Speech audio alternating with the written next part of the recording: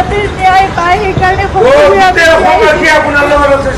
সেইকাৰণে প্ৰতিদিনে হেশটেগ justice for Zubeen Garg সকলোৱে লিখিব এবাৰ আৰু সকলোৱে ন্যায় প্ৰাৰ্থনা কৰিব। সদায় যি হৈছিল আমি জানিব লাগে, সেইটোৱে কথা। আজিলৈকে জনা নাই কি হ'ল, 22টা দিন পাৰ হ'ল, আজিলৈকে আমি নাজানো কি ঘটনা ঘটি গ'ল।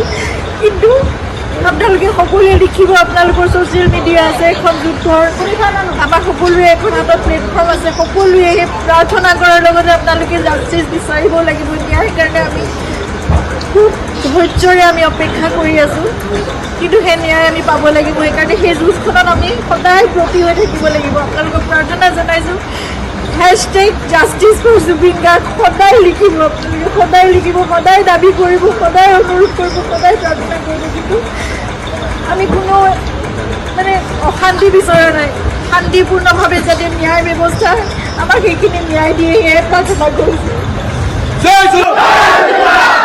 তেওঁ যাতে ন্যায় পায় সেইকাৰণে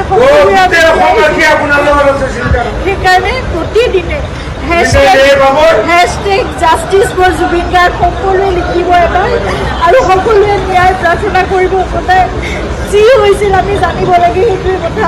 আজিলৈকে জনা নাই কি হ'ল, 22টা দিন পাৰ হ'ল, আজিলৈকে আমি নাজানো কি ঘটনা ঘটি গ'ল।